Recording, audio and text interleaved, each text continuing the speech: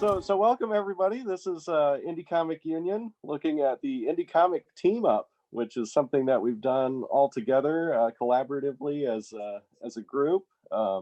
It's the brainchild of Bradley, the seahorsey. He came up with this as a way to do a little community building in the month of December. And so we ended up with a whole ton of covers that were pretty cool. And today we have Brian of One and Only Comics. We have Jink Beast. We have Gretchen Allen. We have Kevin Curley of Buckets of Size. And we also have Bradley and me, Drew, from Incandescence Comics. Hello. There, I'm adding in Robbie. He's showing back up again. Okay, and Robbie's back. And we may have John Osborne in a few. We'll see if we can wrangle him up. Let's see. And we're drawing using Magma Studio and trying to test that out. So we'll see if that is a total flop or a bit of a success for us. But here's the first one from Brian. Oh, yeah. Starting with me. Yeah, we'll kick it off with Brian. Cool. Should I just like talk about it, or yeah, why don't you lead, because it's your piece, or is that awkward and we should make some no you know what, I will take any opportunity. Listen, awkward opportunities are my new life. I go out of my way to do weird things that are embarrassing just for fun.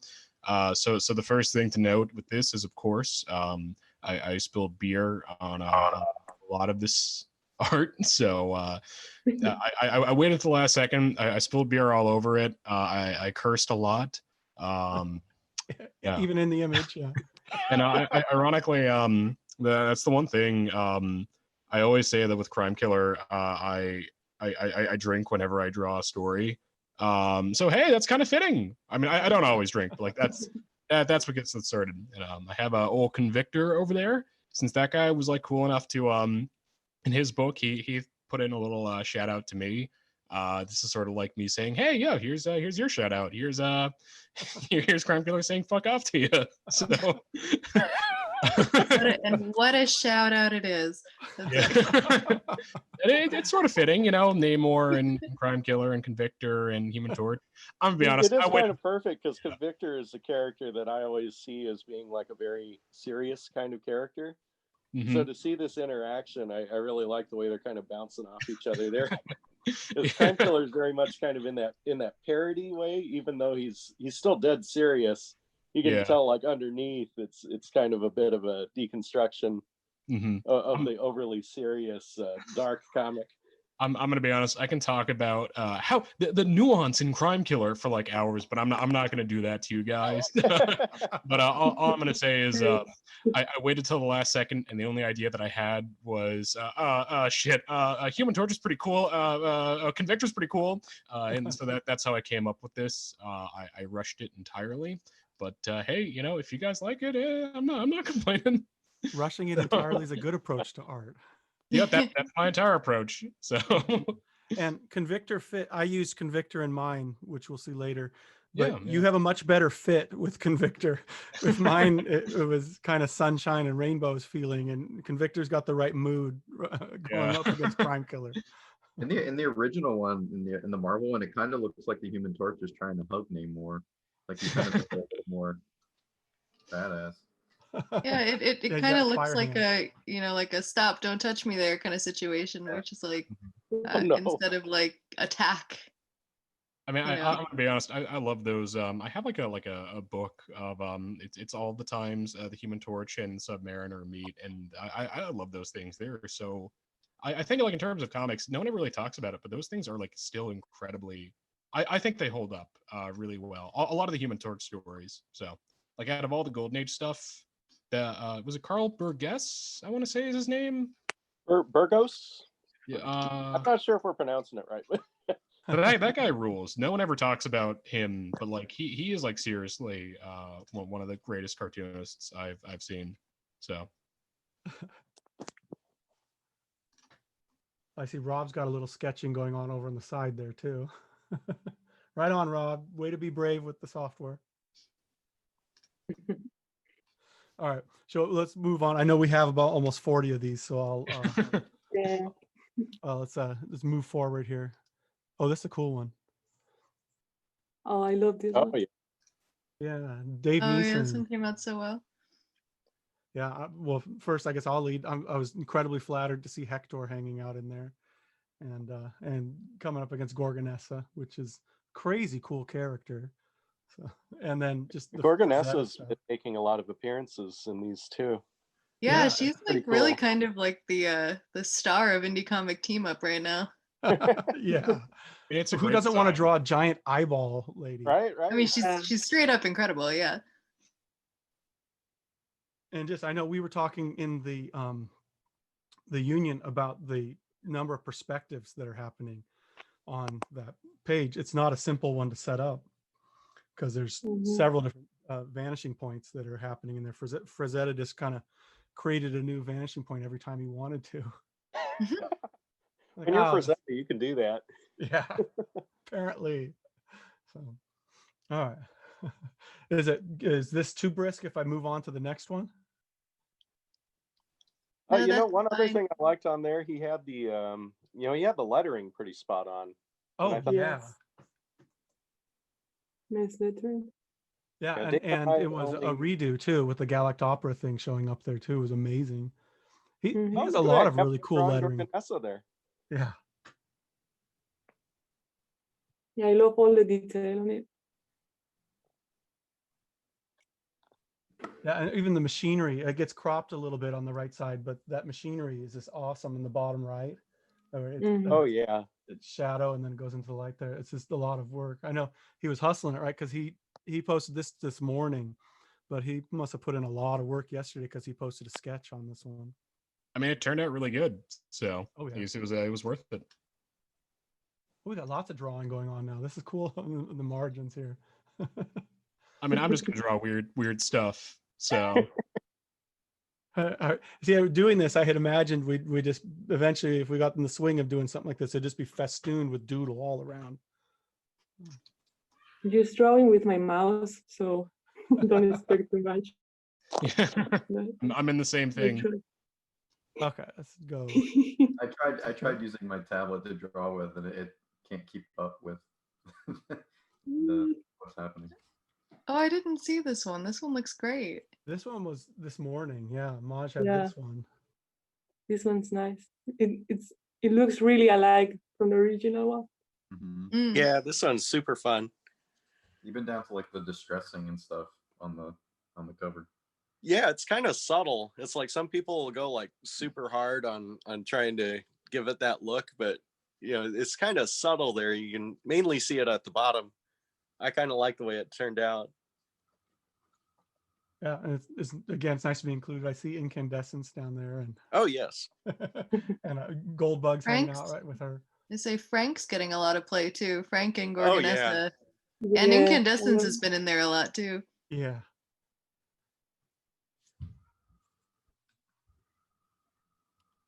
Yeah, we Frank saw a was lot of really fun to Jink see, Beasts actually. yesterday. Yeah, We'll we probably did. see What? more of those coming up. Anybody Yeah. know I don't know the character with the M at the dead center at the table next to I Pink think Lemonade. that's from he does Scarf comics. Oh yeah. Muscle Man, I want to say, is that the Right name? on.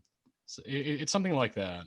Somehow I knew Yeah, Brian it would have says that down. the muscle on the caption. Oh yeah. I could read, right? And that would get me there. Right on. Okay. Next up. Oh, I wish John were here. This is such a cool one too. Oh yeah. I love what he did here because he kind of put some extra spots in for our characters. Yeah. Yeah, They made a that whole planet. story. He like made a little extra allowance there for Incandescence. and for I love Derry the too. planet. Yeah, I was gonna say I love that. I missed it at first, and it was on I think when I was taking screen captures that I saw that Derry was actually the Saturn. It's so good. That made my And John's lettering is amazing with the logo that he pulled in with that too. Does he do that by hand? Do you know? Balance, I think it's kind of like a little bridge between the Golden Age homage and the modern characters and setting. Oh yeah, the way he does his details and stuff too. Oh yeah.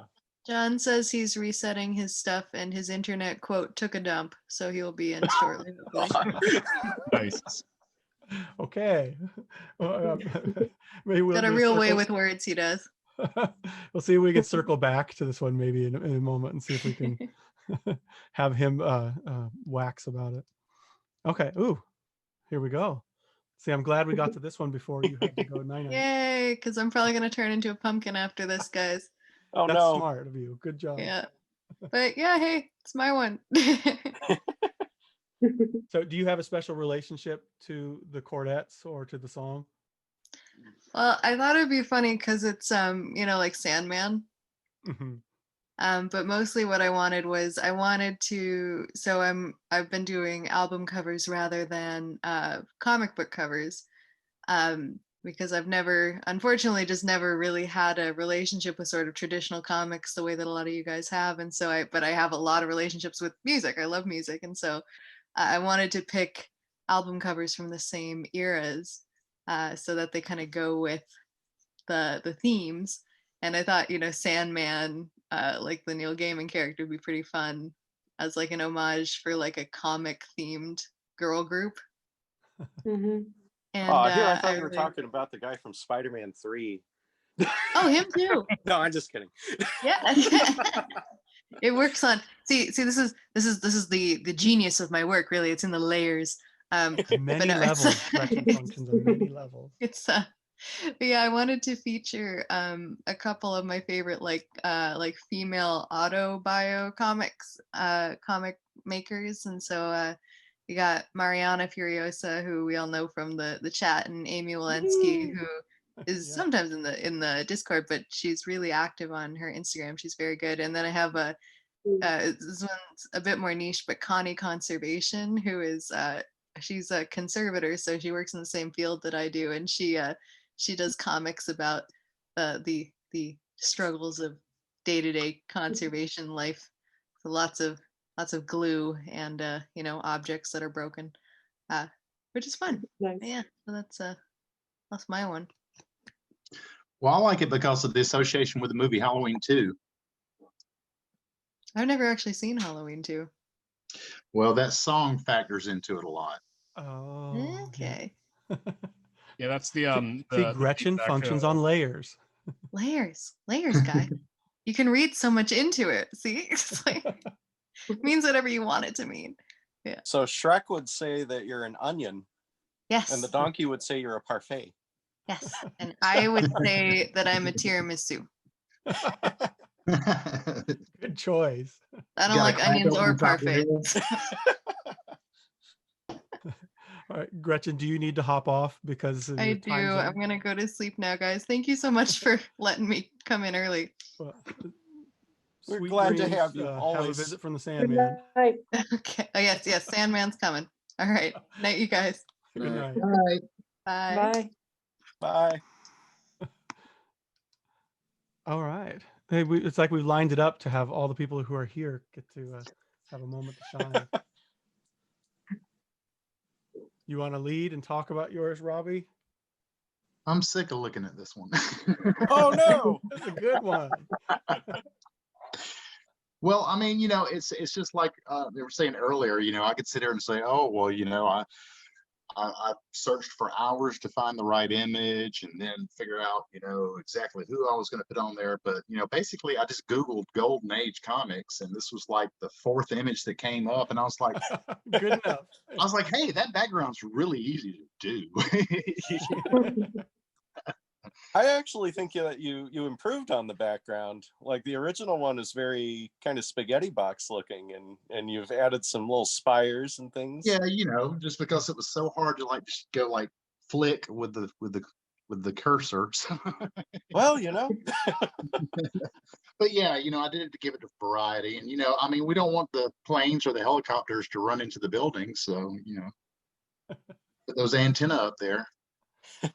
I'll say thanks for including Goldbug, and he's so much more buff than I draw him. He'd probably be very flattered to be that's muscled up like that. And Maybe- of course, thanks for maybe it's having just a uniform. incandescence in there too. Is anyone keeping track how many times incandescence has appeared? Because I think that they're Well, like these are the top three, I think. These three Yeah. are like in almost every one. Yeah, But they're great characters, so I mean, it's totally understandable. I mean, Goldbug, I've drawn him at least once before. yeah. And I did terribly because I like he was white. I did him white, and he's supposed to be green. I don't even know why I did it that way. And then I gave him like the wrong shorts, and you said something to me about it. You were like, he's actually wearing shorts, and I was like, oh, sorry, I thought it was a tunic. I think Scott Lamini did the same thing too. And I think you probably were inspired because your version came. I used after his he did it. for reference too. Yeah. And Scott had, I think, just seen him because I had drawn him in a little background or something, and it piqued his imagination, and he took off. But I have one concern: he's not very gold. Well, he's got gold accents, but that was kind of the thing. Was he's supposed to be? He was my little kid Peter Parker, where you could have just called him scrawny and not Green with Bug it, figuring things out. Yeah. And so and I remember thinking I didn't want to draw a gold guy. I wanted to do the yellow and green like that. And yeah, I mean it's a cool color combo. It's funny, like on this cover, there's a lot of green between the three leads. Yeah. Was that purposeful? Like, did you pick them course. because of the? Oh yeah. Oh yeah. I always do everything on purpose. No. I think it was really just because the reason why I chose those three was because I didn't even know. I mean, I had joined the Discord group back when everybody was doing it, but then over the summer I had a lot of problems with my hand and everything, and I couldn't draw, so I just kind of fell out of touch. And then Bradley actually messaged me about this project saying, I hope you're going to do this. And I was like, oh, well, I didn't know anything about it. And I was just like, I was kind of, in one of those spots where you're like, I don't know what to draw, so it was perfect. It really gave me, something to think about. And I think the very same day that he suggested it to me, I pretty much had already worked it out. The cover, I think I'd already drawn it and probably flattened it the first day. And, it's like, how it is when you first start on something you're excited about, and it's like that first day you're all over it, and then you're like, yeah, by tomorrow I'm gonna have 17 of these done. And then it was another 10. It was 10 days later before I opened up the file again. I don't think I've ever felt that way. Yeah, you're like a shotgun, Brian. You just keep going with stuff. But and Frank's cool. I want to draw him because he just looks so cool. Yeah, he does. Because those three, I think those three people were kind of at the forefront of my mind as far as other indie comics characters that I liked, and that's just kind of why I chose those three. Okay, so here, let me. Is it okay to transition here? Sure. All right, let's see what we got. I think. Wait, did I do that right? It looks like it popped up under. There we go. And nope. But this one has to go away. There we go. There she is. Yeah, there's a Gorgonassa. And yeah, we should keep a tally, although it's not, it kind of distracts or takes away, but it is amazing how there's a rhythm to certain characters that pop up like that. But I think it's neat. He's included some other ones here, like on the sidebar here. Right. We have some characters from the Whole Day Wasted and Q Monk and Nick Cagnetti and Velour and Tweed. What's his name? Box Samurai? What is his name? Cardboard Samurai. Cardboard Samurai, yeah. I love him. I drew him for that indie fan arts thing, I think. Yeah, yeah. And it's cool to see that take on a Will Eisner piece because John Bergen has a lot of line qualities that I think are a lot like Will Eisner. True. I like the hatching behind the lettering. Oh yeah. Yeah, that's pretty neat. I'm never patient enough to do that. Yeah, me either. Especially digitally. I mean, I'm like, where's the gradient bucket? exactly. It's just so much easier. Yeah. Give me a screen tone. Yeah, I find I'm using screen tone more and more with Clip Studio because they make it so easy. Oh yeah. Well, yeah, because in Photoshop, I mean, you just had to go through so many steps, and and it never really was exactly, the way you wanted it to work. Sure. But with Clip Studio, it is so. I mean, I've gone a little bit overboard. I think, in most of my stuff I post lately, I have like 4 or 5 different screen tones going on in the background, but I can't help it. I love it so much. I'm gonna be honest. I still make my own screen tone because I don't do anything digital. So that's right, Brian. I remember you were talking about using a copy the transparencies and stuff too. Yeah, that actually turned out pretty well. Although I don't think you can get it anymore since it was from like I had to find it on, I think, like the British version of Amazon or something. It was a really complicated process, but I got my money's worth. So do you have a lifetime supply at this point? I used it all. Oh no. So now I got to do that again. So I mean, I don't know. Also, just doing screen tone in general is a little bit it always puts pressure on me because I once put screen tone on something and I realized, oh well, this is a little bit crooked, let me go take it off. And when I took it off, it ripped up like an an entire page. So there's like one comic that I did where there's one panel that is significantly worse than all the others. And the reason why is because I had to redo it all, and the ink wouldn't carry on the paper. So all right, let's see if I can get this to go. There we go.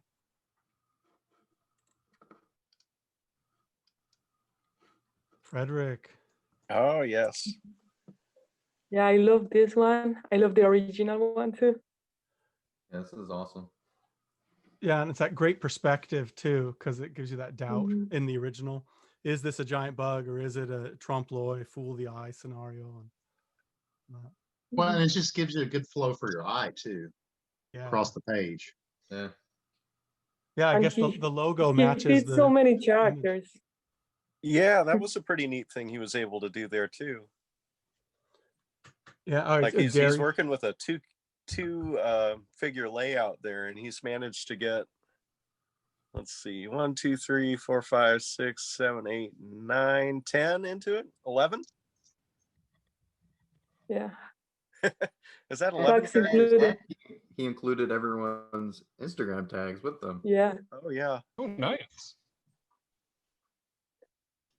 Impressive composition skills.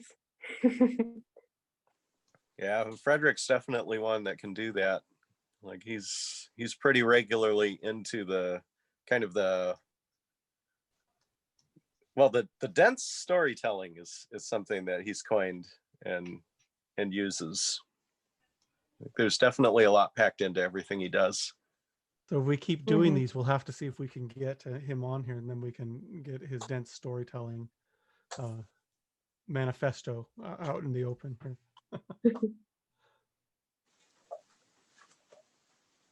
Okay. Step forward here. I think this was the first one. Yeah, oh, yeah. I think the official first one, right? It was either this one or AuthorBots. Oh yeah. We'll call it a tie. Yeah.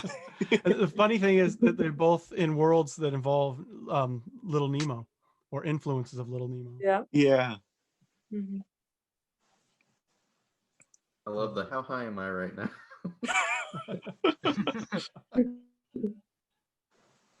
In general, a great homage. I think you can never get enough Winsor McKay. So. Yeah. Right. Yeah, it's pretty charming. I really like the way he got the effect. It's like he's really picked up the feel of it without being like a direct layout for layout kind of idea. Mm-hmm. And again, we have some friends hanging out there. We have Jink Beast as newbie is here, right? Yeah, she's looking sexy too. The Yeti's there, but not looking quite as sexy. He looks very confused. Yeah, he does Yeah. look confused. He looks like he's down for it though. Whatever's happening, it looks good. Frog boy. Wow. Okay. Hey guys, sorry I'm late. This is Hey, John. John. Hey, What's it's going on? John. Hello. How's it going, guys? Hey man. My internet decided to take a dump right before we started this. So I was like all ready to go, and then everything went down. I'm like, of course. So we should let you introduce yourself if you want to a little bit. We have John Osborne has joined us. Yep. Ladies and gentlemen. Oh no, I don't deserve that. He does. But creator of the comic book Frankenaut, and I like to draw comics, and that's about it. Well, you do it very well. Thank you. I've been trying for a really long time, so I've only in the last few years started to get kind of confident with it, but even still, I never make anything that I'm like, okay, I'm 100% happy with that. Well, that's what keeps you getting better, right?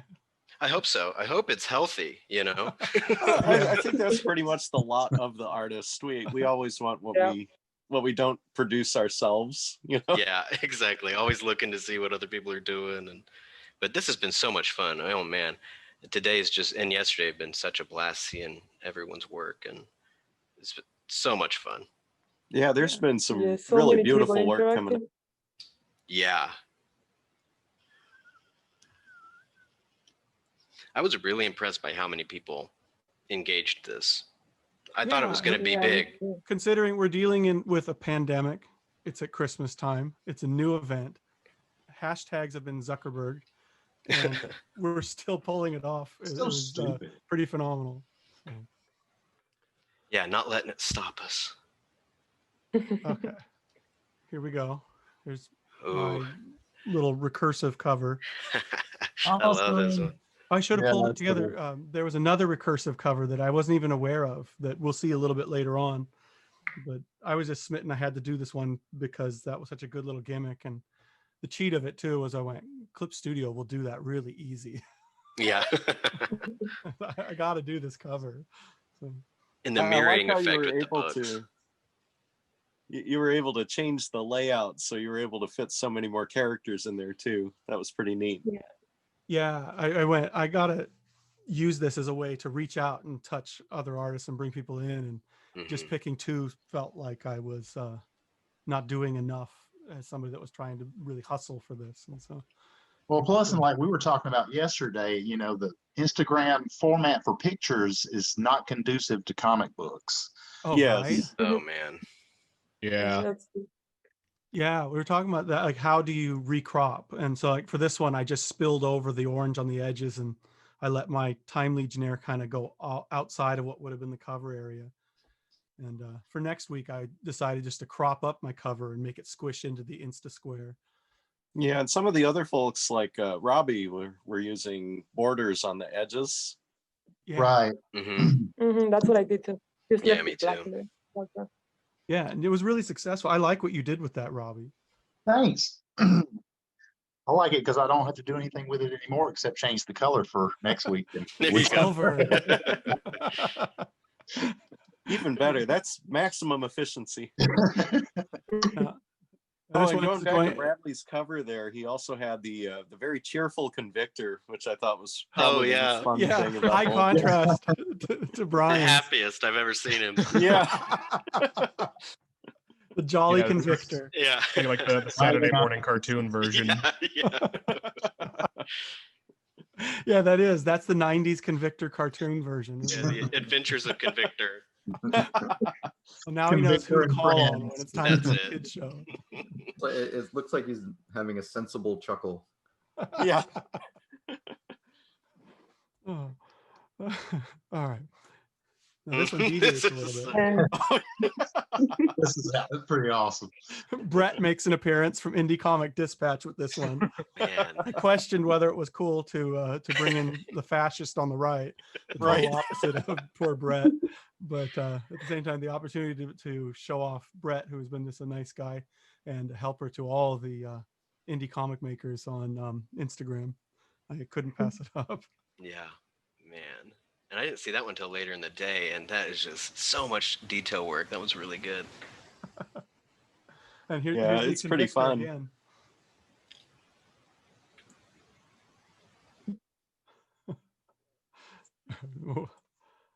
I like how much Convictor we're seeing. It's kind of a nice bridging of, you know, this entire other group of people making all these really cool characters, and that's what I like so much about this, is it's kind of fusing everything.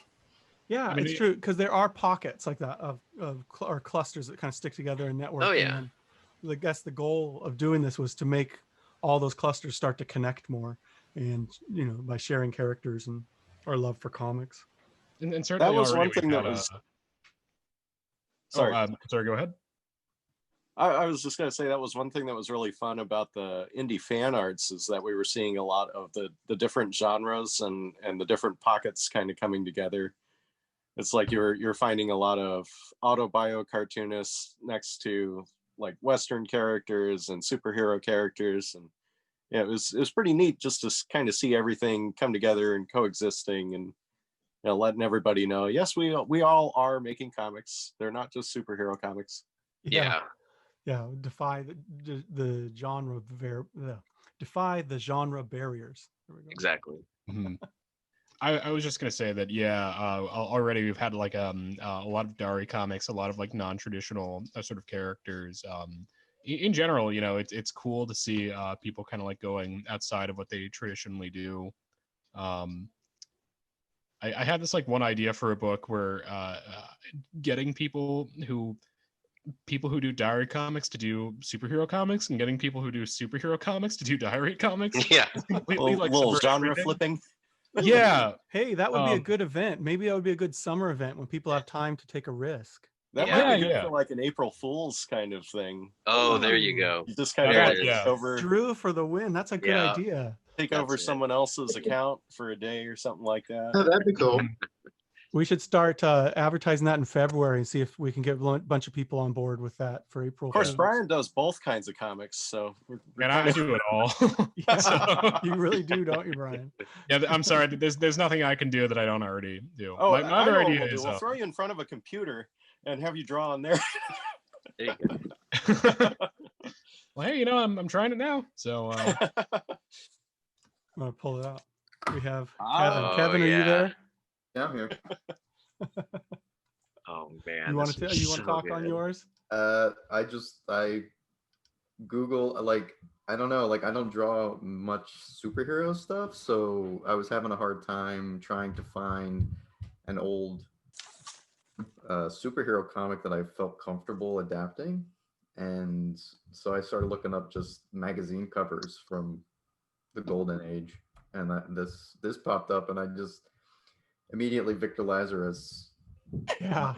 Yeah. head when I saw that skull. Perfect fit. Yeah. Yeah, he's a great fit for this cover. Mhm. But yeah, so I wish I had more time to color it like the original and stuff, but I just figured I'd use some like tones and stuff like that, and there's some other characters in there instead of the get rid of little birth control box at the top. Put some other characters in those sidebars.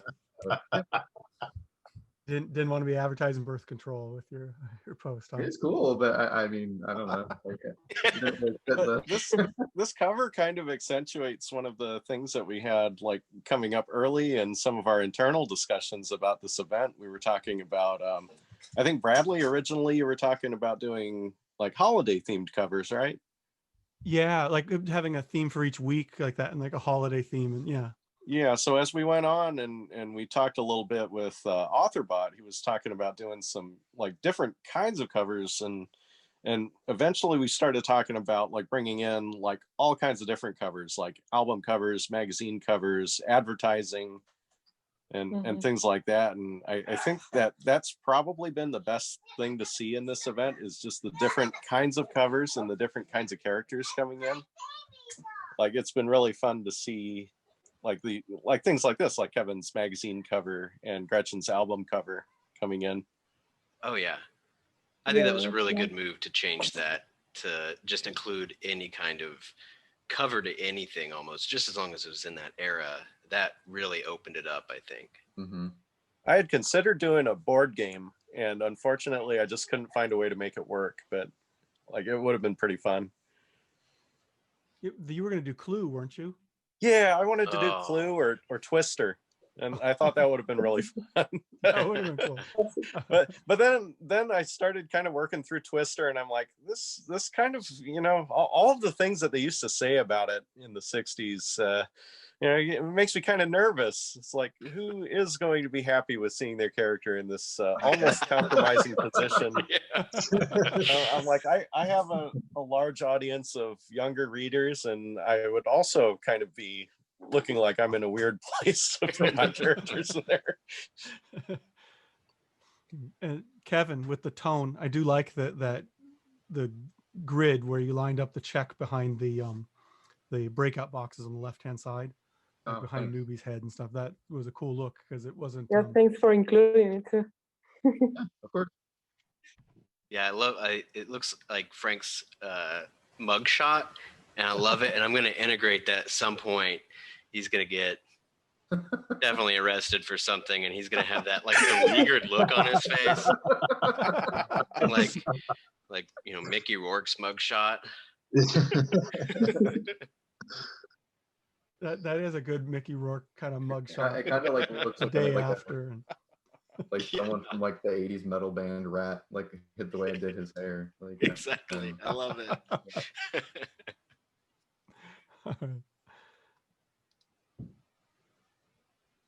Let's see if it will, for some reason, I can't get into change the screen. Let's see.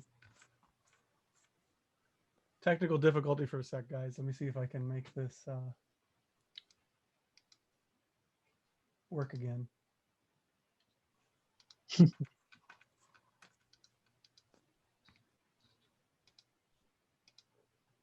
It's not allowing me. Rob, I hope you don't mind, but I put my little Downy I saw on your that. I feel like we're like sitting at it all around a table with, it's like got a big sheet of paper on it, and we're all just like coloring with crayons. Oh yeah. There we go. All right, I'm back. For a second there, the tools went away, and I wasn't able to change layers.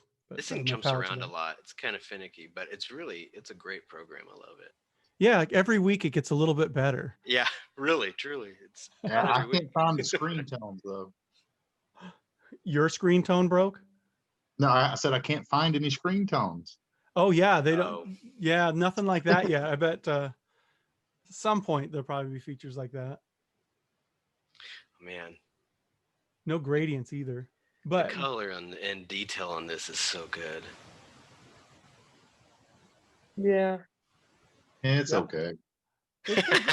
You were fussing with it with me. You were talking with me about all the colors you were having to do. And the thing I really love is Gorgonessa's purple. It's hard to balance those purples like that because it goes to that shadow side on her right leg, which is back, and then that sunlit side over there on her left thigh. And it's hard to make those purples look right on a screen when you're doing something to post to Instagram. Well, you know what's weird about the original? I mean, number one, obviously everybody wears red back in the 40s. You know, but they picked and chose their shadows. You know, it's like, okay, well, his arm throws a really dark shadow across his leg, but there's no other shadow on him anywhere. You know? Yeah. Selective shading. Of course, so when I was doing it, when I drew the characters, and then after I had drawn them, I did that shadow, those which cast shadows or whatever. And so I did those in one layer, across the whole image. And then when I was going back through every character and shading them separately, I was trying to incorporate, and make it look like that original shadow was just, part of all the other shadows. And finally, I just had to back off the opacity of it because it was just too I was having to go too dark with the colors, and it was just everything was getting muddy. So that was my solution, was just to lighten it back out. It was a good choice. I mean, it really, all those colors really pop. Yeah, actually, John, there's a lot of the colors that you work with all the time, especially with Frankenaut, like that teal to the purple. Yeah, the teal. Yeah. Oh, that's that. I like, my eye keeps getting drawn to her leg and the purple in that, and then it go up to the shine on her eye. That eye is really good. It looks like it's wet. It's insane. Yeah, you nailed it with that, Robert. And all of them, I love the chainmail. You know how it is when you draw something and then like you do it and you're like, that looks fucking cool. Oh yeah. Oh yeah. You can never do it again, but you know, it just happened. It was perfect there, and I was like, okay, I'm not touching that anymore. Yep, just walking away. Walking away. Right on. But yeah, it's you know, obviously I chose this image because there was no background. Was that the common theme? Was I can find them on Google and there's no background? There you go. Well, I mean, actually, granted, you for get me, points the just for common doing thing was- 2 in the same weekend. For real, man. What was the character Authorbot made? No background man. Yeah. Oh yeah. That is the greatest villain of any Background cartoon. man or something. Absolutely. Autobot's no background man, yeah. God, there's so many times when I'm drawing a background and I just say I can't do this. I'm just gonna draw incoherent squares. Yep. So I'm assuming you guys got the joke on the price, right? Oh, nonsense. Nonsense. Yes. Very nice. I like Didn't that see one. that. Yeah. I missed it. Yeah, it's right under number 1 there. That's clever. I like all the little details people are putting into them to make them look really authentic. So cool. Yeah, I had fun trying to age them up, you know, and put stains on them. Like, you know, the kind of thing, because like I know when I was a kid and I had Secret Wars, was it number 8, which was the debut of the black Spider-Man costume? Oh yeah, that was number 8. And so I had it, you know, in the Mylar bag and everything, and it was under my bed, and at some point a cat threw up, and somehow it got through the Mylar and it got on. Oh man. No. Oh, no. So it was one of those, you know, for years after that, you know, pick the comic up and it's got that stain there, and it's just like, I know what that is. So were you looking for that cat vomit brush? Yeah, worst screen tone ever. Yeah. The cat vomit screen tone. Yeah, following your cat around with a camera.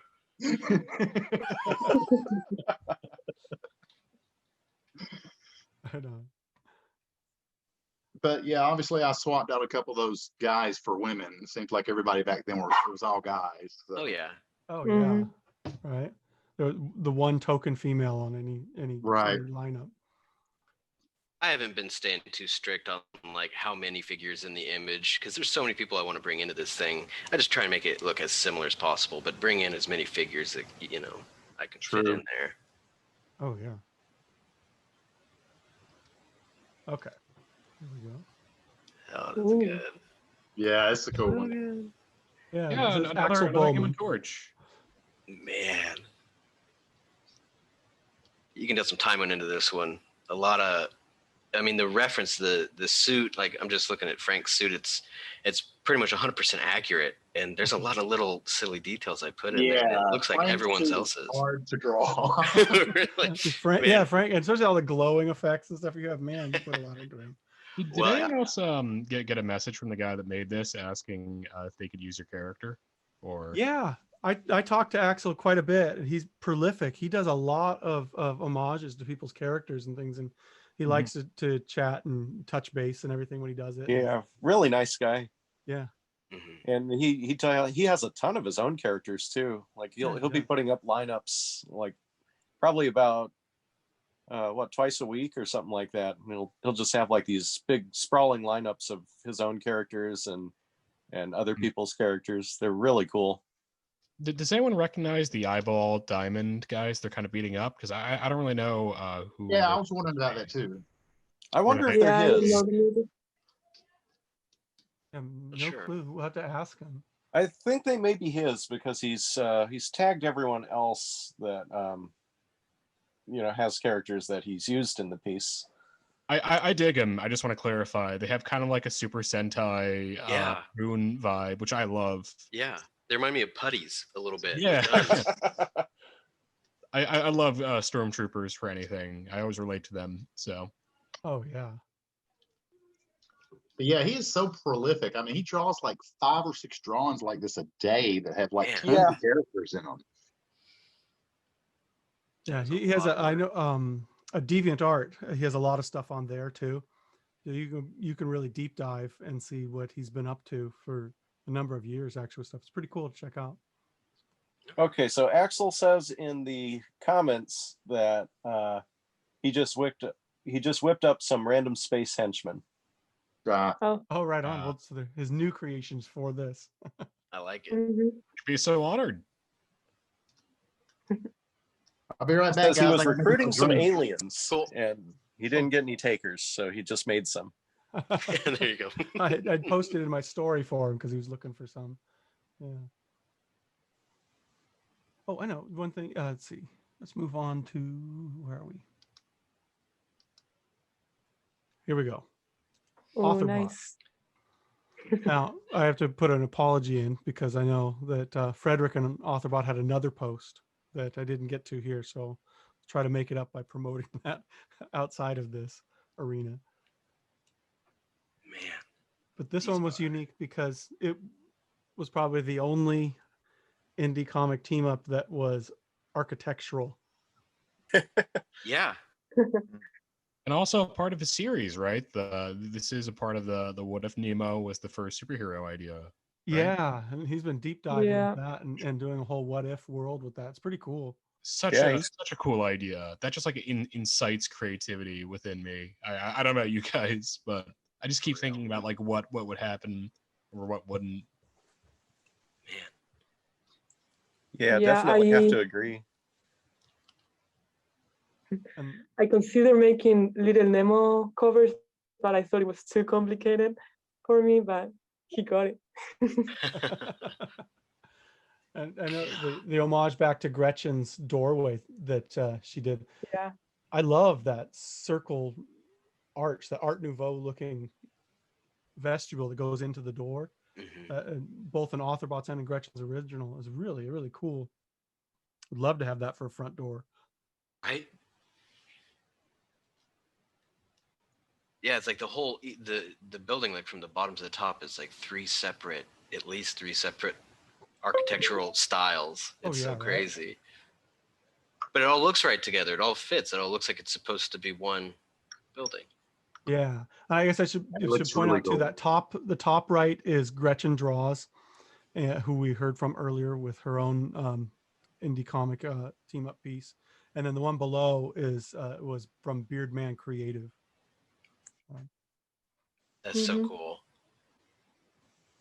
That's what I like so much about this, is seeing everyone's kind of lens on each other's work. That's the coolest part of this. And then, of course, he's been able to fit in other characters as well. Yeah. Like we see Victor Lazarus here and Winzo Raps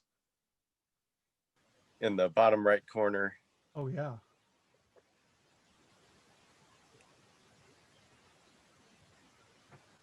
Yeah, it was pretty neat. He's managed to get not only a few different characters, but like you guys were saying earlier, like the architectural crossover.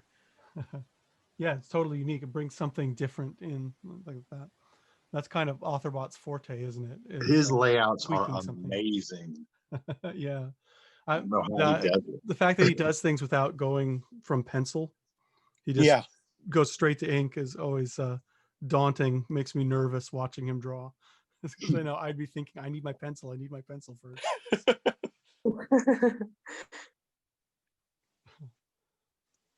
All right, let's step into this one. I see some incandescence action happening here. And this is UFO Temple. I think it's how I've always read it in my head. Yeah, UFO Temple joined in with the with our previous event, which was the Draw Your OC Tober that Gretchen ran. Yeah, she was there too, or he, I don't know. Yeah, turned in some pretty neat stuff every day. So I was really happy to see Incandescence in her work here. Oh yeah. And both in the original and the remake, it's cool to see the lens effect, the looking through the Right. glass. Definitely. I also like the way that the cigarette's been replaced with a donut here. Yeah. Definitely the paying donut. close attention to the character. Yeah. There you go. Yes. Yeah, I like that they're continuing to follow along with these events, and it's cool to pick up these people and to see them participate later on too. Yeah, it's like we're getting some momentum where everybody's coming together and staying together. Yeah. We're starting to track each other, and it's nice because Instagram can start to just feel like a grind of when True. you meet somebody, you get excited, and then you lose touch. Yeah. And it's nice to see things a little stickier. And I guess my hope is doing things like this and putting effort into it helps it to have more cohesion where we're all together and we don't just drift apart afterward. Yeah. Well, I know for me, it's nice to actually talk to everybody for a change, you know? Yeah. No massive thumb typing. Right. Comments. Well, you know, it's always nice when somebody, you know, especially one of your friends that you follow and you keep up with, you know, they comment on something that you've done, you know, looks great or whatever. But you know, after a while, I just feel kind of lame. I'm always just going, thanks, you know, thanks a lot. Mhm. You know, and it's, Yeah. you know, how many different ways do you tell somebody you appreciate it, you know? Because I do. Obviously, it's why we do what we do, is because we want to get that affirmation. But, you know, it's just nice to, you know, get a step beyond just, you know, the comment section. Definitely. Yeah, and for like you and me, Robbie, it's like you were one of the first people I was following on Instagram. So Right. Me too. Same. yeah, it's really nice to know you guys. Likewise. Likewise. Yeah, absolutely. Yeah, it's been so cool to see because, like, you know, early on you'd meet someone and you'd kind of start that friendship, and then now you start to see like how far that web really went, how many people knew how many people, and now it's just a nice giant collection of people. Yeah, it's nice that it broadens, and because there's a tendency to cluster sometimes because you have a lot in common with a few people. But it's nice to see it broaden because it creates new opportunities and things. Well, like we were talking about AuthorBot, he takes risks and brings in things that are really disparate, and he's always willing to collaborate or want to work with somebody where he goes, this will have some dissonance to it. This will grind a little bit, and that's where it'll be interesting. And so that was actually one of the things for me. It's like AuthorBot invited me to like one of the first incarnations of this group, and from there it's like I invited you, and then I invited Robbie, and it's like everything kind of kept growing from there. And it's like this, I kind of feel like this grew from a seed of AuthorBots. Oh yeah, definitely. Yeah, AuthorBot and Potato were my first group. Yeah, you were the lead in to socializing behind the comments. I've always been running around commenting and that, but the first time where we started to interact in DMs or then moving to Discord was through that experience. And it's a nice thing. And the thing is, if you have everybody the same, I think it would be really dry, but it gets interesting when there is that diversity of styles and interests and backgrounds. Definitely. So here I changed this while we were talking about the deep meaning of making our group interesting and sustainable. I changed the screen on us, and we have another union member that is Pratik. I say Pratik Triash in my head. Does anybody know? I think that sounds right to me. Okay. And if I have messed up, I do apologize. But I really liked this one. Authorbot and I were having a conversation about the Detective Comics 31 cover, even before, about how Such a cool stylized cover. it is. It's these flattened layers, Oh yeah. and that was recreated here in this way that it's similar to it, but it really deviates from it. But it still uses that flat layering representationally and does the same thing. And I was taken aback by that. I really like that. Yeah, it's a very representational sort of feel. It kind of has a little bit of that film poster kind of look to it. Right. Yeah. And I also like what he did with adding background elements and kind of working with the lettering and the design of it to, it modernizes it while still having that same very very strong iconography to it. Yeah. A lot of the stuff he does, I have a sense of riffing. There's kind of or a doodling kind of style where there's something that's being modified or added to like that. And especially like in the logo, I love how that unfolds because it feels like there's thought process the whole time it's being built. Oh yeah. Yeah. And it's surprisingly easy to read it. Like when I first glanced at it, I'm like, man, it's gonna be hard to read. And then I just read it no problem. I was surprised by it. No one reads your comics. Yeah. I was like, oh. It's almost like that kind of effect of getting whacked with a mad fold in or something. Yeah, exactly. Maybe it was meant for you to easily read it. Yeah. Yeah. Unlike my comics. And Robot Fun Monsters. This is a nice one too. Yeah. I like the fun way he's 'cause kind of he made kind of Donald workshopped it. into his character. Yeah. He owns Donald now. He's trademarked him. And it was a Dynamite Diva showing up in there was a good touch because I think first draft she wasn't, and it just kind of took it to another level with that and some of the other little touches characters got. I think Jinpy, that's one of your characters that showed up in there. I'm squinting kind of at the yeah. She's heartbroken. She looks so sad. Yeah, yeah, I love how sad she looks. I didn't recognize her outside of her underwear.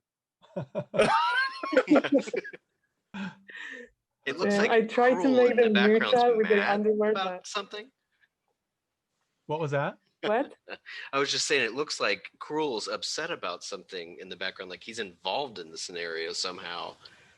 He's standing up out of the table.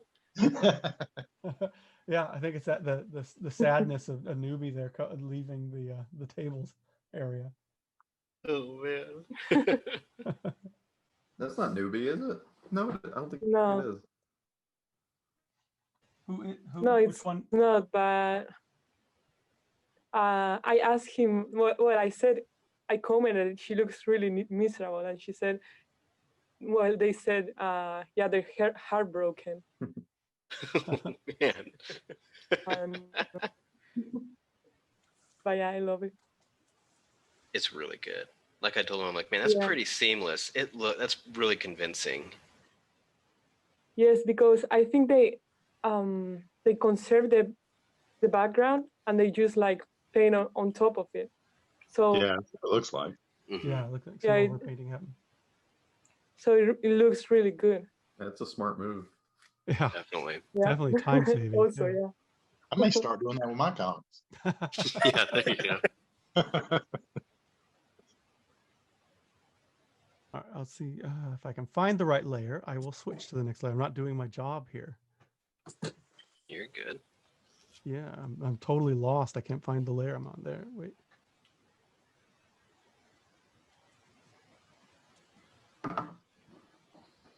I'm fully convinced the software's messing with me here. There we go. Man. There's a lot of energy in this one. Yeah. Oh yeah. This I one's like the great, cross hatching that creates all that surging energy above the creature, and it's a little bit different from what happened back in the original too. I do miss the guy digging the hole though. Yeah, that's a good point. Based on Monty's, which I think we still haven't seen yet. Yeah.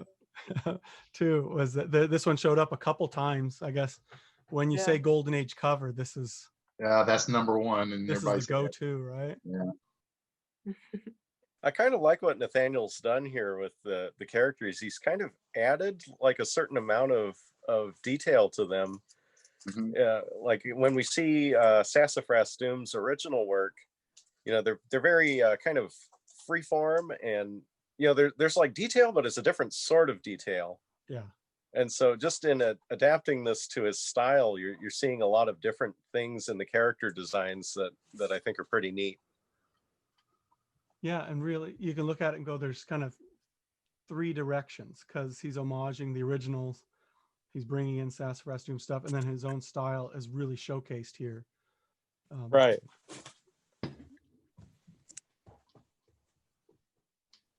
There's a lot of kinetic energy in it. Yeah, even more so than the Golden Age one, isn't there? Yeah, that's like another thing battle that's really damage cool that's about happening. it, is just changing the car and also the direction of it. It's Yeah, like the that's car very is going in a different direction in the original. Oh yeah. And so he's like changed the whole flow of the piece, and it works really well. But the central character, she still has the same pose. You know, just everything around it, which is pretty cool. Yeah, it's true. But there is like Drew's right, where all the energy is moving to the right in the original, and now the energy is going two directions. It's like a V shape. It heads over to the right with her, and then you kind of bounce back with the fall of the villain there. And it's cool how it's the same and yet it updated. I guess that's part of where that modern flair comes from in the team up version. It's the perfect homage for sure. I was just going to change the slides, but I had to point out Jink Beast's cool creature happening here. Oh yeah. It's embarrassing because I'm using the mouse, so it's not fair. That's pretty dang good considering you're using a mouse. I hate drawing with a mouse. Oh, and then on that note, 7 buckets of size up here in the top left. We've got it's like looks like Mr. Bill. Yeah. Yeah. Oh no. I'm just like making face. Or Frosty. I'm so glad you all knew what I was talking about, because I was worried for a second there. Pulled out an oldie, huh? Yeah. When I have these conversations at work, no one knows what I'm talking about. Oh, no. That's their loss. So here we have Matt Draws D&D. Man, love this so much. Amazing. This is so good. This one was fun. It didn't come in until late last night, and I think he spent a lot of the day working on it. The thing that really jumped out at me is that the attention to detail on Monty's character. Oh yeah, Vic down at the bottom. With Oh the yeah. No knees. With the missing caps. Yeah. Yeah. And the motion too, because you can tell the changing of direction, Right. Wandering and swimming. Yeah, he's added like spaces for our characters to participate here, and also to make them larger, which I thought was really nice. Definitely. And also I thought it was kind of a nice touch. He has Frank Starship Head's character, Shark Moist III, in place of the shark. And also the artery dinosaur is in the top left, up there with the volcano. Yep. I love that. Yeah, he has Mr. Hugh from Mr. Hugh's History as the giant octopus here, which is very cool. Oh, that's so awesome. And the cloud is some character too, right? Not sure of which one. Oh yeah, that looks like Bogan from Jeff Pusateri. Yes, it is. Yeah, because I saw Jeff commenting on that today. Oh, nice. It was a cool one. A great kind of like psychedelic series. With the mention, Drew mentioned Mr. Hugh. I would love to see Drew from Mr. Hugh do one of our team up challenges like this. It would be really cool to see him in his style with And his angular texturizing with the ink pen, do some mashups of characters and other people's characters. The characters in the top left and bottom left, is that a reference to the Blue Harvest project? Yeah, the dinosaur, the Stegosaurus that's up there. Yeah. Cool stuff. Yeah. Yeah, and I think the crustacean on the bottom. Yeah. Oh yeah. Yeah, so that Uh-huh. was from Matt's own contribution to the project. Which we still have to get done, which is all my fault. I should have had like all that stuff way better done, but Hey, I was just there like you with the last group's project, so I totally understand. Yeah, and the end of a project, it's hard to track down and finalize details, and layout always takes more than you. yeah. think it's going to. Oh yeah. You go, oh, I'll do That's this in a couple hours, and it's a couple of years, and That's what I'm But learning. So yeah. But back to the artwork here, like Matt has done so many neat things with it that I think are really cute. It's like he has little flippers on incandescence here. Yeah. He's got Oh, yeah. Frankenaut with the harpoon. I know. Frank looks so happy. He looks like he's having the time of his life, just running along the bottom of the ocean with his harpoon. And there we have Newbie inside the boat. Mhm. With Yeah. man, I totally don't know how to pronounce her name. I think it's like Ida, but it isn't. Like Ida or Ida. Yeah. I darts. Or, I don't know. Yeah. Mhm. Yeah, and she is a great artist. I Wow. totally don't know how to pronounce her It's name. crazy. We got a character from the sophisticated afterlife here, or domesticated afterlife. Very nice. One of Ryan DeVaris' characters from, I think, Nomad, next to Incandescence. Oh yeah, Oh yeah. Good eye, John. Yeah. yeah, just a great variety of characters here, and a really nice kind of whimsical piece. Oh, Kind of yeah. reminds He me of like really Richard has that Scarry. strong sense of adventure to it. Mm-hmm. Oh yeah, he loves I know Richard Scarry. Talking all children's books with Matt is a really good time. Yeah, if you want to spend a good little bit of time, bring up children's books with Matt, and he's really fun to talk illustrators with. Yeah, his work totally reminds me of all the stuff I used to read as a kid. Oh yeah, Mm. yeah, it has wonderful Awesome. whimsy. So, something about the Frankenaut, it sort of like makes me think he's like a little kid almost. Yeah. Like he's running. He's so pure. Like There's even like a little bit of a Grogu Franken Baby Yoda baby. vibe to Frank in this one. oh man, yeah. At the end of the That is series, great. when he dies, this will be where he goes. Frank's a little Grogu, little baby. Yeah. He goes to heaven, which is an underwater. You just fight octopuses all day long, I guess. That's heaven. That's heaven for him for sure. hmm I love the watercrest effect. I think that's really convincing. Yeah, that's awesome. Oh yeah, He's really good with watercolors. He's mailed me a couple things that I've picked up from that are just beautiful to see in person, because he really lightly pigments his watercolors. He's not somebody just to slather on. So that water break, I can imagine what that looks like in person. Mhm. I bet it's really cool. and Matt's also one of those guys who's just like, he's exemplary as far as his community building skills, and Holy cow! yeah. Yeah, yeah, He's he's so just one of the nicest guys out there. Definitely. Absolutely. agreed. Is there Comments anyone you on would say- everything, compliments on everything, just a really good-hearted guy. Mm-hmm. You A know, nice person to call a friend. Is there anyone you would say is the biggest asshole out there, in contrast to the nicest person out there? Oh, we I'm can't still bring that up listening. here. I don't want to say. All right, On the recorded. I think of. Can't think of Well, anyone. Everybody's internal dialogue do something that they don't want to say. It's Think always of funny to me some, when Some whenever someone professional says, folks, and but like whenever you say like, oh yeah, so and so is like the nicest person, I always just can imagine about like someone else saying, yeah, that person's a real asshole. I hate them. You know, don't you hate it I when the never want to speak to person- them. Don't you hate it when the person who's a real asshole asks who the real asshole is? oh no.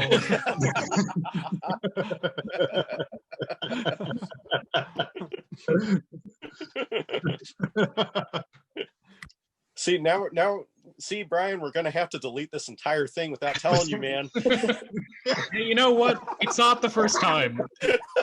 Now would be like the third or fourth time. I've honestly lost track. Oh, so now we're laughing too hard to go to the next one.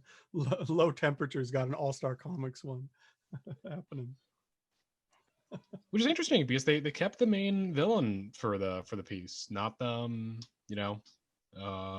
Yeah, I thought that was interesting too. But it's not completely redrawn. It's like a change, like a outtake. Mm-hmm. And also, I think Black Cat, that's a public domain character, I want to say. Oh, I forgot about the notes of that. Yeah, these are all public domain characters that were brought in. Okay. And so that's what's going down. I'm wondering if even is the one Mista is perhaps the one that is kind of. Of course, I thought the character's name was Black Cat Face.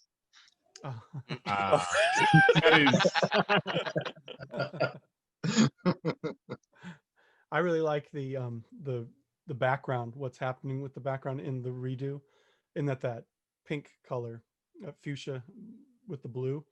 It's a cool contrast, and yeah, that's cool.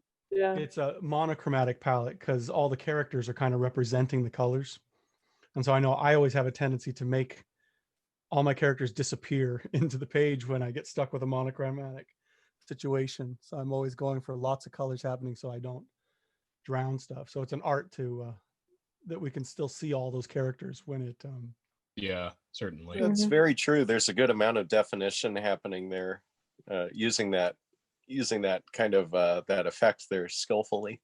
Yeah, I look at that and it gives me shivers because I know I would probably mess it up. Very definitive on it. The return of another one. Action Comics #1. Yeah, always good. Yeah, I think there are 3 that I saw. This is the second one. This one's Jevin Loop art. Yeah, I love this one. Yeah, it's cool. Positions and that crest on the rooster. Yeah, definitely. So I've got a thing for Triangle Guy because I think it's such a great character concept and design. So I'm really happy anytime I see him. And the fact that he gets to be Digging Guy. Yeah. Because he's the way he's written in those books, he's probably about as useful as Digging Guy in most situations. So it's just awesome. I always imagine him as having like a David Cross kind of voice. Oh man, that's bias. Yeah.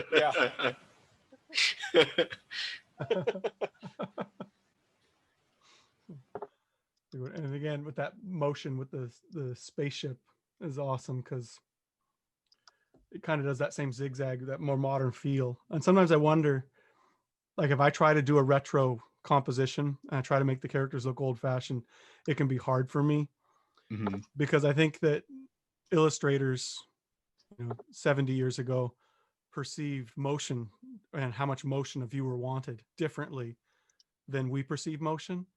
Because we're used to, this post-Kirby age where we're just like, stuff is going everywhere and perspective is broken and things are bouncing out of the panel and stuff. And so like the Golden Age cover is much more sedate a lot of times. And it's hard for us to interpret that or do it without just naturally adding a ton more action, a more angle or more perspective, more motion to almost everything. Right. It's just like the body types. You go back and look at these things from the Golden Age and the way the heroes are, their anatomy is just so different from the way it's drawn now.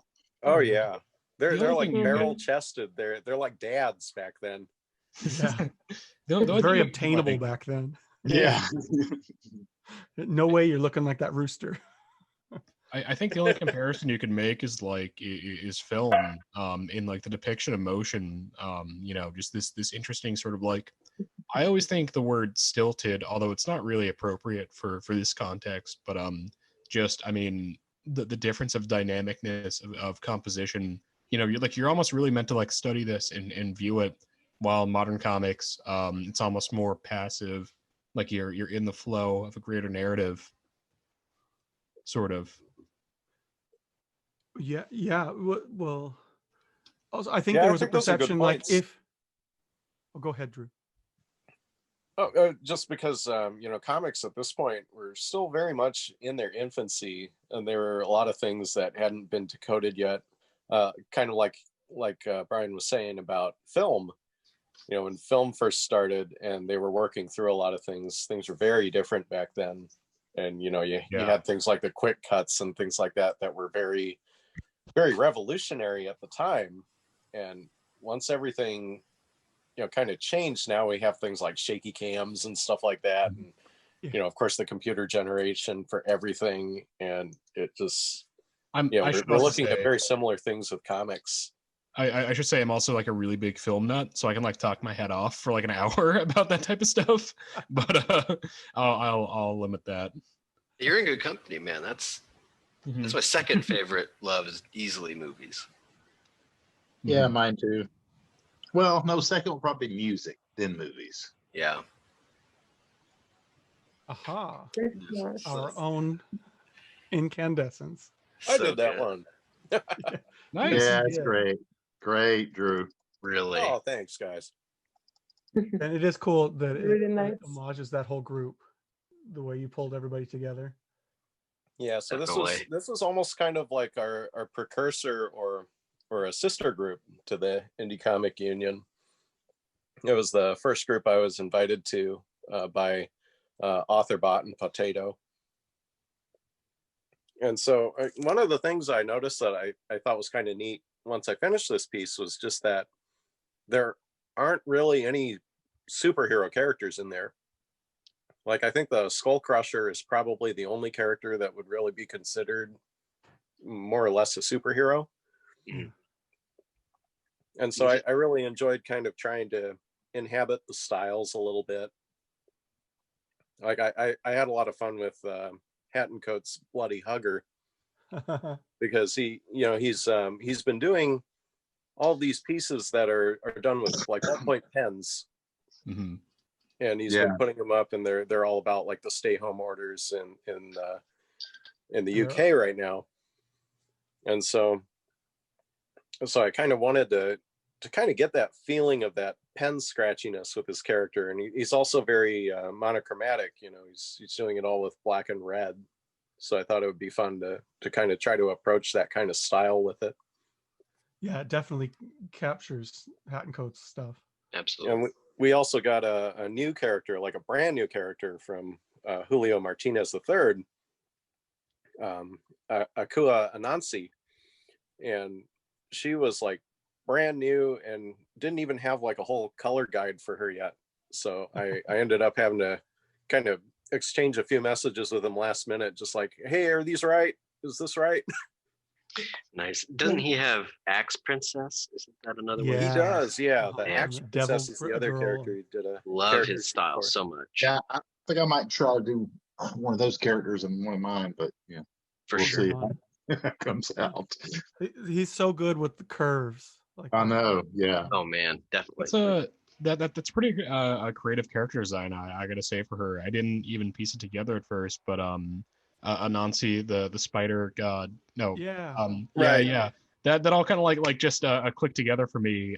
The eyes on her forehead and kind of like the her hair.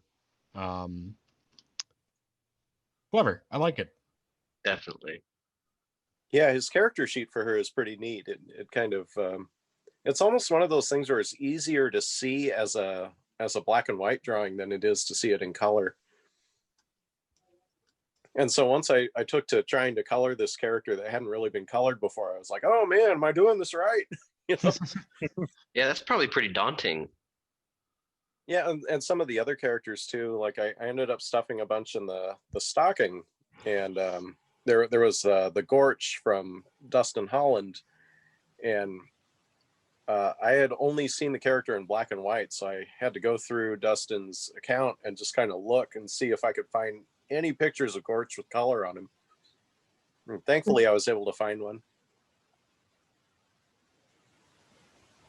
And of course, I ended up having to steal some stuff in the background there, like the wreath with the window and the Christmas tree. I had to kind of borrow a little bit from the original background to do those. I just got to the point where I had spent so many hours on it. I was like, I am not gonna go crazy on a background. I just drew like 11 characters Yeah, on I this just cover, 10 realized it. characters. Screen Unless you're- time. Like, I'm not gonna die for the Christmas tree. Yeah. It's not the author brought approach where it's background man and architecture team up, or like this is character team up. Yeah. All of a sudden, it just clicked. I'm noticing a theme: background man, architecture team up. Authorbot has a fixation on backgrounds. Yeah. Let's see. You ready to move on, Drew? Oh yeah, yeah. Lot of action. Yeah. Yeti spaghetti. Yeah, I was Gotta excited. love the Yeti. I got a preview of this one. He was excited and shared it with me early on. I love him. He's bending that tank barrel there, and Yeah. This is the third Human Torch one, right? So far. I think so. A second in my head. Was there? I probably missed one. I I think This this is is where he was yeah. taking on Namor. Yeah, this is the third Mhm. one. There's a third one. Right on. Just a weird little thing. Like of all the things in the world, that's the Golden Age cover that keeps popping up. Yeah. A lot of Human Torch back then, for sure. Yeah. He was a pretty exciting visual for the time. I mean, like that's pretty huge if you He look was at an like, android time back frame. then. Yeah. Yeah. 1930s, 1940s. I mean, that's like, The oh my synthetic gosh, there's a man. dude on fire. Yeah. They hadn't seen people on fire yet back then. Right? It just kind of goes to say how dynamic certain characters were, even again all the way back then. That like, oh here's the Flash, he runs fast. Here's Green Lantern, he can fly and make things. Here's the Human Torch, he's just a guy on fire, just doing whatever he wants. You know, he's just gonna fly around. You know, Flying you can't around really burning stop stuff. him. Didn't they have to at one point change the Human Torch out of the Johnny Storm Human Torch out of the Fantastic Four cartoon or something? Because I know that story. It's kind of depressing because it's pretty much one of the only times that like Kirby kind of really did something kind of not too good, where for an issue of Fantastic Four, he had to put in the original Human Torch so that way Marvel Comics would have the rights to the character because he was recently used. Not the most flattering moment, but certainly interesting. That's sort of like one of those we don't really talk about that sort of Marvel moments. no, I was talking about for the animated series. They had to. They got rid of the Human Torch out of the show because. Oh yeah. Kids were gonna like they added that robot that like. Yeah, that was Herbie. because some television network that wasn't the ones that were airing the cartoon had the rights to the Human Torch. So that's why they had to put yeah. Herbie in there. Okay. And then the comics, John Byrne was drawing them at the time, and he brought Herbie in and had him destroyed. It's a real Jar Jar sort of moment. Yeah, exactly. Yeah. What was the game? There's like some game where like you can find Jar Jar's body, and he's like frozen in carbonite. Oh, is it The Force Unleashed? Yeah. That's yeah. Oh, always fun to see that sort of stuff. Yeah. I'll bounce us down to the next one. We just got about 8 more of these. And Cool. There's the most beautiful girl in the world again. Rise of Gorgonessa. Yeah. Well, they know Christopher has been doing comic publishing for a while out of Toronto, I believe. But he's really interesting. He's really brave at streaming on Instagram. If you've ever hung out with him there on IGTV stuff, or I mean live stream stuff, because he just works and streams. And Oh wow. He's very talented at it. I mean, he can keep drawing and hold a conversation, and it constantly fascinates me that he's very prolific and able to just keep his cool and keep working. like just earlier today with Robbie, I was trying to problem solve the audio for doing this, and it like took all my brain power to have a good conversation and at the same time be doing something else, you know. So it's pretty masterful seeing him at work like that.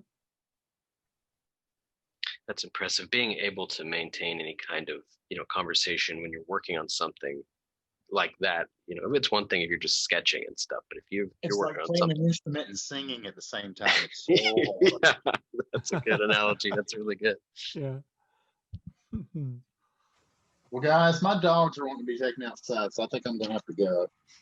All right, Robbie. It was All right. Nice to get to hang with you. Yeah, it was so Yeah. awesome chatting with you guys. I feel like I know you guys a little bit better now. Right? Yeah, Nice to meet you, man.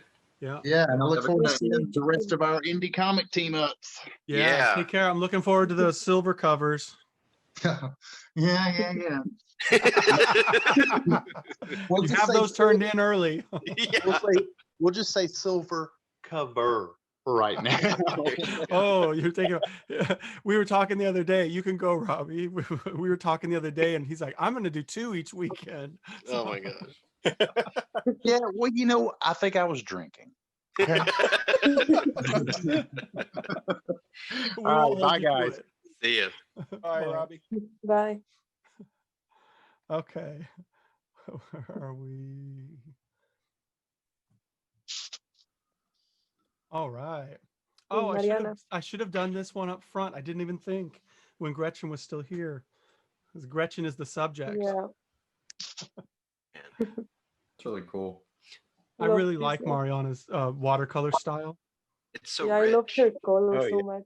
Yeah, and faces. I think often when I'm looking at her stuff, how she treats faces and hair, because she's willing to interject a lot of color in segments or sections into things, and it's just a natural part of her style. I've actually goofed around with it, going, "How would I do that?" And I can't make it look good. It looks out of place in any way I tried it and trying to imitate her, but she just pulls it off in this neat way.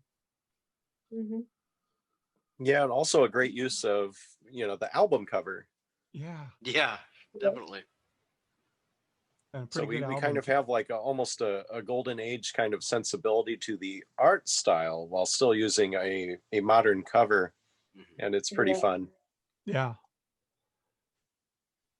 Hard to make. She Well, does have an colors so old-fashioned vibrant. style, doesn't she? Yeah, I like it. It gives me that kind of feeling just from looking at it. Mm-hmm. It's always It's very pleasing. well done. Anytime it comes across my feed or anything, it feels, when I'm looking at it, it feels like my eyes are relaxing a little bit. Yeah. Great work. Her comics are always conversational, so I have often probably an inflated sense of knowing Mariana because I read those diary comics and then comment pretty much every time with her, and so it feels like we have conversations, even though we've never done anything more than our Discord chats and commenting back and forth on Instagram. So it's weird because you really get to know her because she reveals so much through her work. Yeah, her comics always make me like more relaxed because she just talks about everyday's life with COVID and everything. Oh yeah. Makes me relaxed. I don't know. It's like therapeutic kind of. Definitely. Yeah, love her stuff. I'm going to switch to another one that pulls from a Batman cover. Yeah.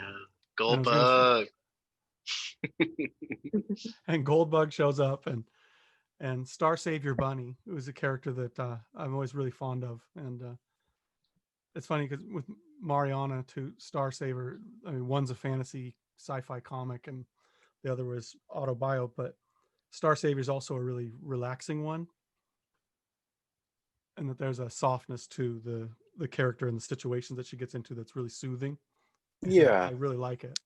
They really nailed the font on for the title card. Oh the, yeah. the title blocks of the Yeah. comic. Yeah, which is always the toughest thing to kind of do, if you ask me.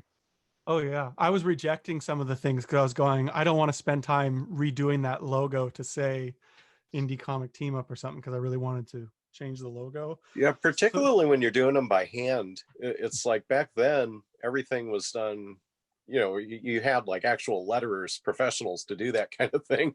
Yeah. And so at this point, for us, we're able to lean on digital lettering and stuff like that. But I would like to ask everyone here, the challenge on the right, we dare you to accept this challenge. Can you outguess Batman and Robin and name the man in the red hood? That's kind of a bullshit question, all things kind of considered, because there's no way, like when this book came out, that anyone was going to know it's the Joker, right? Yeah, there's no context to him before that. Well, and it could not be too, because with the story that they lay out in Killing Joke, there was a steady stream of people until that moment, and maybe even after that moment. So the Red Hood was just a revolving door of people that got tricked into doing it. Mm-hmm. Everything with that is way too not a fair question for someone picking up a Golden Age comic book. Yeah, that's the showmanship of comics. Yeah, that's where the fun is trying to figure that out, or being frustrated. I'm trying to figure out why they're covering their eyes. What's happening? Yeah. It's so scary. He's got a red hood. Yeah, they're freaking out. He's an imposing dude. All those question marks, where are they coming from? They got to block him. They're blinded by the mystery. The Riddler.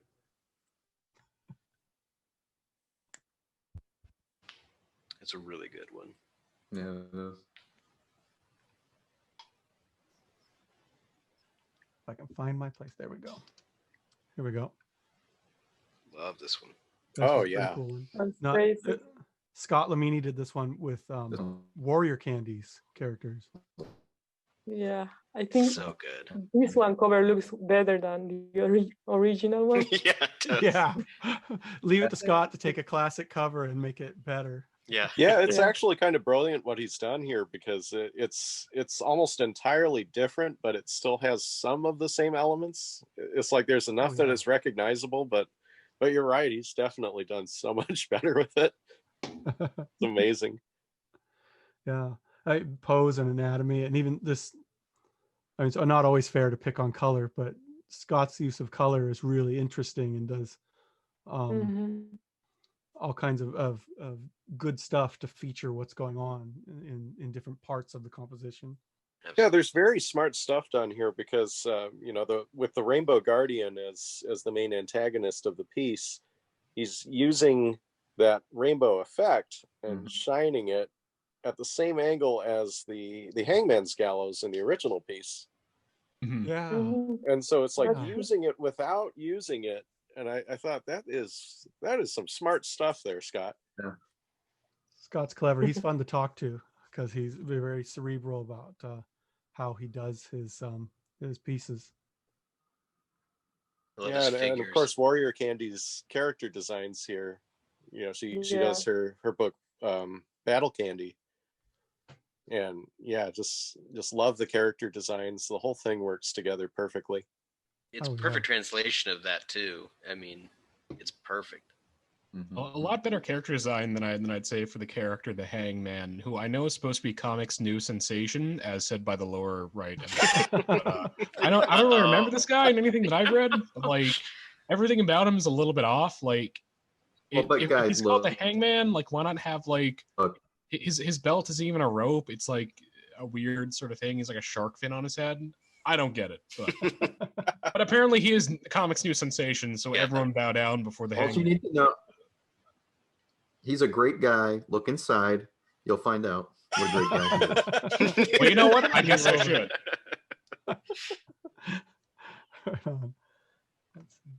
Oh, I like this next one that's coming up. Yeah, this is so good.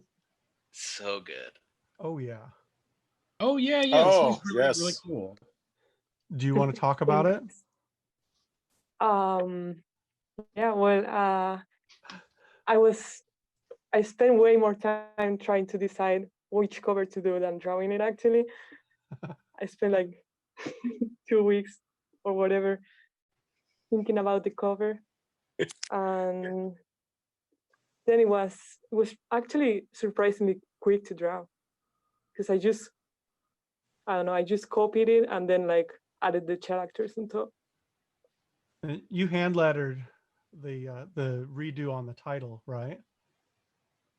What? That came out really cool with the indie crypt. Yeah, yeah, that was pretty easy to do because since it doesn't have to look perfect, it has to look like kind of ripped off. Man, I would not have thought that was hand done. That is insane. Yeah.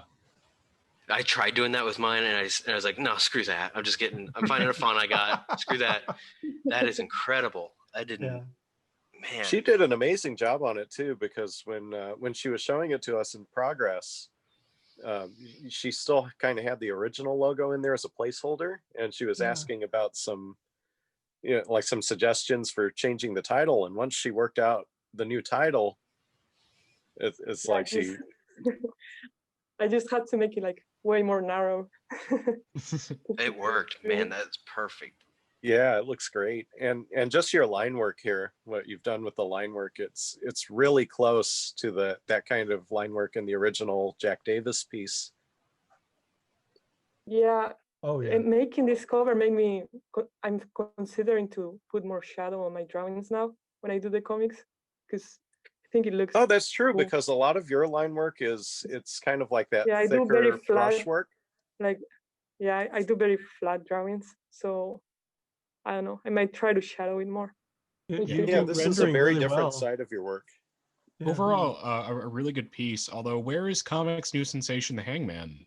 Definitely be here. He's in the background. She's made one here. She's gone and mashed up a couple of guys here. Oh, okay. Is the Hangman the guy, the two-headed guy? Yeah, one of them's Kevin's character, right? Yep. The fly guy, and then Frederick's alien. Yeah. And the other one is Frederick Goon's alien. Yeah. Who needs Hangman when you've got that? Better than Hangman. Definitely. Well, hold on a second. Hangman is the newest sensation. So, Brian, I hate to break it to you, comics sometimes lie. I listen, okay. If there's one thing I know is that the Hangman is the new comic sensation. Yeah. I saw one cover that said it, so it has to be true. All right. Brian, that happened before you were born. This is the hill he is dying on. Oh no. I'm missing half of this, and it's the important half. Oh, and it's his. His was so good. Let me see if I can find this real fast, because I kept it in a folder.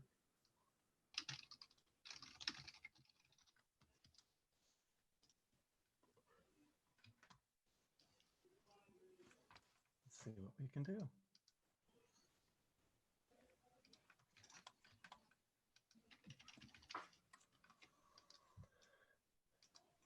Working with the Magma Studio here.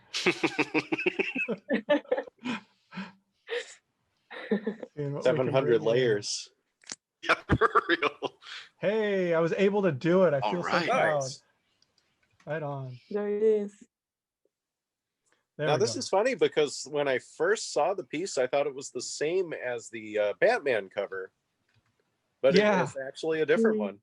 I had to take a double take when I saw it, not only because Goldbug is rocking it in here with a really awesome expression, but it's so close. And I eventually I'll get some time. I've been pretty busy. I wanted to see which cover came first chronologically. I think so. That was the one question that popped in my mind. It's around the same time period, probably. The comics were both 10 cents. They hadn't quite moved to 12 yet. Boy, I wish comics were still 12 cents. But I'm also glad they aren't 12 cents. You know? Yeah, I don't want to try and sell any. There's the economic side, right? Yeah. But John, you're already giving some of them away for free. Right? But awesome job with the lettering that happened here too. Oh yeah, definitely. Yeah, I think that's digital, but a whole custom mashup that happened for, like, especially that word independent. I know from that's a lot of vector work there, sitting there and mussing that around. It's very clean. Yeah, it was good. Yeah, it has a nice bouncy look to it.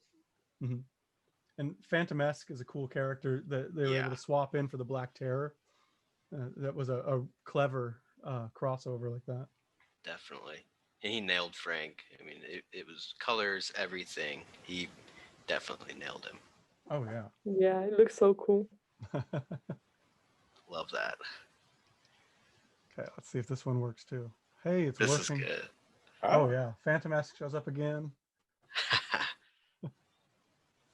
See, that's what's so great about this. Prior to this, I don't think I was I familiar, don't think I saw and this one. now I am, and definitely one of my favorites. Oh yeah.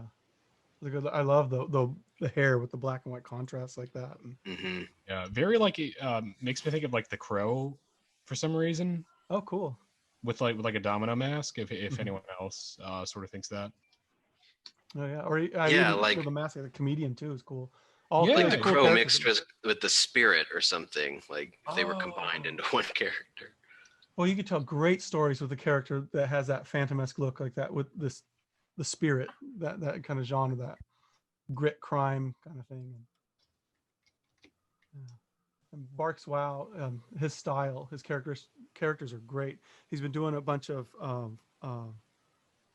Hicksman's what's it, Invincible characters. And Oh yeah, Kirkman. What's that? Kirkman. Yeah, Kirkman. Thank you. And those thick leg styles that Barks does looked really, really good with that. And so if you check out his stuff, I don't know if you guys. Yeah, it almost reminds me of like a European kind of style.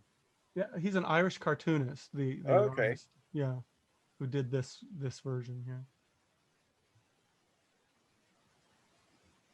Very nice. He did a really good one either today or yesterday of a character getting partially hit by an arrow that was so good. Barks Wow did. Yeah. Oh yes, I remember that. It was a D&D type character, wasn't it? I think so. I appreciated that too. Good stuff. Definitely. Yeah. On the note of, I didn't plan it this way, but other Irish cartoonists. Yeah. This was really funny when he was sharing this a little bit early with everybody. Yeah. Mm-hmm. It blew my mind, especially. I don't know that I've seen a lot of this with the collectible cover superimposed too. Oh yeah, he slabbed it. A 0.0 slab, and he's also put in all kinds of descriptive information at the top too. Oh like the first appearance of the man digging the hole for no reason. Oh my god, that is Which a lot of work. About the whole night, yeah. And everybody's dropping F-bombs here, and he's got the chainsaw boy at the top, and he's like, "Oh gosh!" Yeah. And the fact that the tire is screaming. It's also, yeah. I didn't even notice. That's hilarious. And so let's see. We had 3 Action Comics #1 covers this time, and the first one there was no Digging Man. The second one, Digging Man, was Triangle. And Digging Guy here is also just in his expletive mode. I feel like there's 2 characters that are going to come out from this, and it's Digging Man and of course our favorite Hangman. Like I'm going to be very disappointed. Are you talking about the new sensation? Yeah. Oh, as a matter of fact, the characters of the Golden Age. Somebody saying that if they're about to be hanged. I definitely want to include Digging Man and Hangman in the next comic I do. Yeah. You need to post that this week, and I'll be on the lookout for that. You know what? I might do that. I realized I got so hectic I didn't really screen things through. We are at the last one that I have collected for us. We have reached the end, and it's a return to that Detective Comics #9 cover. I feel like we'll need to do a supplemental one because there were a few that didn't make it in here. I would be totally down for doing that, and I have some time during the week. We'll see, or we can put together an awesome little post to collect some more of them too. In fact, there was one that just came in from Doom Dazed while we were in the middle of this. Oh, and he had an all-star. All I saw was that he had an All-Star Comics logo. Yeah. Along with it. I really want to see it. Now when I get off of here, I'm going to go check that out. But Carltoons, I was flattered, and with Goldbug showing up and a Dragoon. The line weights are really cool. The variations and he uses blacks really, really nicely too. Yeah. Yeah. Got some nice smooth usage of them here. It's well done. Yeah, a lot of restraint kind of shown from that. I always kind of think like people who are really good at inking are really good at restraint, since that's sort of my problem, is that I just over ink things, but like a lot of like really great usage of that. Yeah, and good use of shapes with this one too, and that those inkers that can see and pull shapes out are awesome. I looked at this and went, why didn't I do the headgear for Goldbug like that? Because it reminded me of when I think it was Frank Miller that kind of redid, was it, or Brian will know, Wolverine's mask when it went to brown. That would be Jim Lee, I want to say, more than Frank Miller, although it could be wrong. It had Frank to happen Miller was there earlier first. than Oh Jim yeah, Lee. oh wait, yeah. Oh my god, how indie could I be forgetting series. this? Yeah. You see, I'm not really into Wolverine, but yeah, it would be the Wolverine miniseries where he goes to Japan, where that would be. Yeah. Yeah, and But I then know Jim Lee, yeah. My bad. he appeared like that with Klaus Janson in some Daredevil issues drawing. So I don't. Anyway. Yeah, because the Regardless, previous when all of a sudden he Wolverine had had been big ears, it was cool. the Trimpy Romito Wolverine with the little tiny things. Oh, I love Yeah. that. That one's so good. Where he has like the weird like there's something like there's a weird connection between that and like Timberwolf, the DC character. Yeah. Yeah, there's something like Timberwolf was originally going to be Wolverine or something. Honestly, I think that was yeah. where they came up with that whole thing with the costume later on. The brown costume actually kind of came out of that. Yeah, because there's like a scene or something where Wolverine goes to space and he beats up Marvel's homage to them, and that is such a good time. I love the Justice or the Legion of Superheroes. Not as much as I love Comics New Sensation Hangman, but it's so.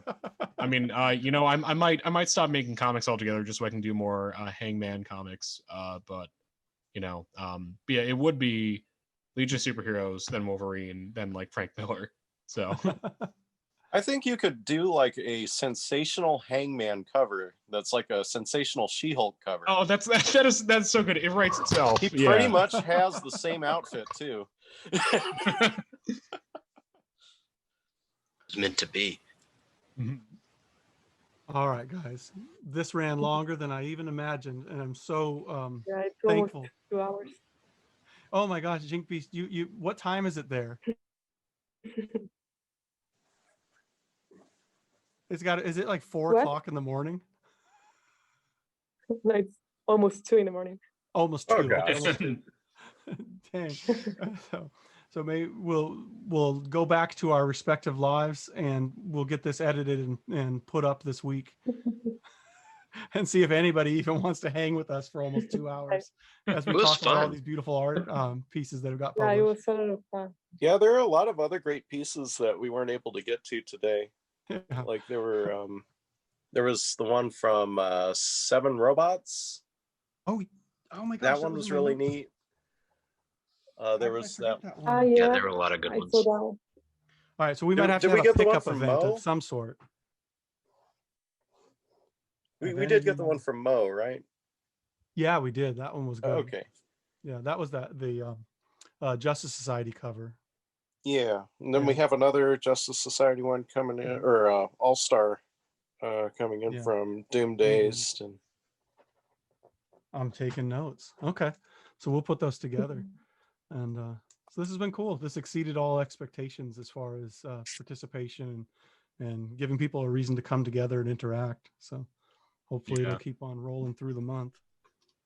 Yeah, it's definitely seems to be pretty successful so far. It's been a lot of fun. Yeah. Super cool talking to you guys. Yeah, this is definitely fun. Yeah, it's always you nice too, man. Like I'm gonna be able to hear your voice in my head now. Yeah, me too. Yeah, I still have to finish up some colors and stuff on that one for next week. I haven't even started mine yet. Me either. Me either. Oh, good luck. All right, everybody. Good evening. Good night. Good morning to you, Jinkies. Thanks. Talk to you guys later. Bye. Later.